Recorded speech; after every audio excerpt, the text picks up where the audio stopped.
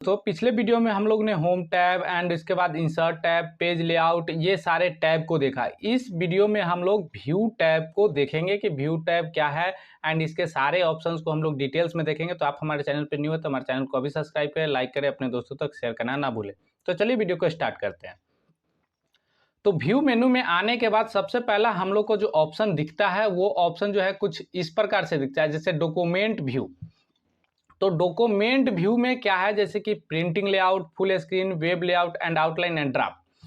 फिर उसके बाद है शो एंड जूम एंड इसके बाद विंडो एंड मार्कोस, ऐसे करके ऑप्शन आपके सामने नजर आता है।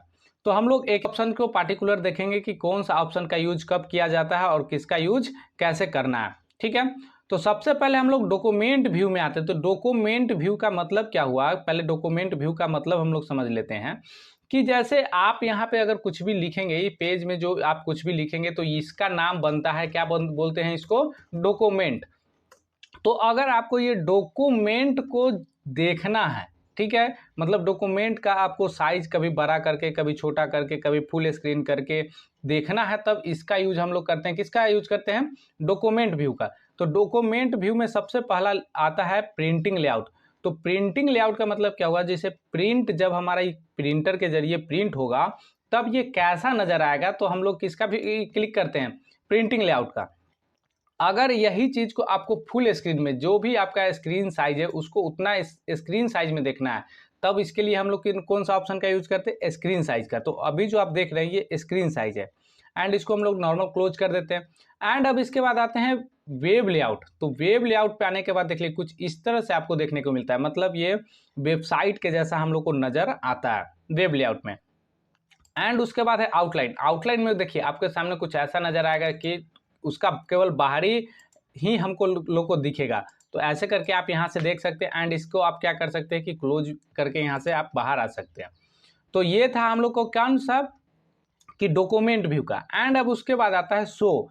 तो शो का मतलब हुआ शो एंड हाइड। तो शो एंड हाइड का मतलब सबसे पहला है रूलर। तो रूलर क्या होता है, ये हमारा रूलर बार है एंड ये रूलर बार है।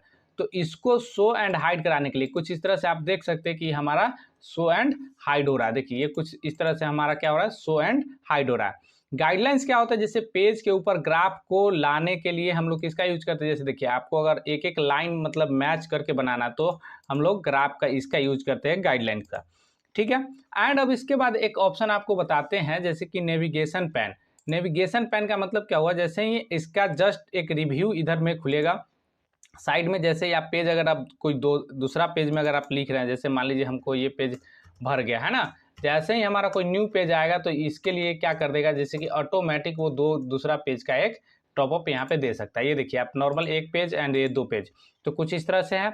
तो जैसे ही आप अगर इसमें कुछ लिखिएगा तो ये हम लोग का क्या करेगा कि इधर में स्टेटस, पेज का स्टेटस दिखाएगा कुछ इस तरह से। जैसे इसमें हम लोग 2 लिखे हैं एंड इसके बाद इसमें 5-6 ऐसे लिखा हुआ है ना, तो कुछ इस तरह से नेविगेशन पैन का यूज हम लोग करते हैं। एंड अब उसके बाद आते हैं हम लोग जूम वाला में। तो जूम वाला में क्या है कि सबसे पहले तो ये जूम है, तो जूम से मतलब आप समझ ही रहे हैं कि जैसे ऐसे खुलेगा तो ये 200% का मतलब हुआ पेज का एक्चुअल साइज से हम लोग 200% ज़्यादा करके देखते हैं। ठीक है, एंड उसके बाद है यहाँ 75%, मतलब जो भी पेज का एक्चुअल साइज है उससे और नीचे करके। एंड यहाँ पेज वाइज जैसे देखिए पेज जितना भी है, एंड उसके बाद मेनी पेजेज मतलब एक से अधिक पेज, जैसे यहाँ पे 2 पेज है तो इसलिए ये 2 हो गया है ना।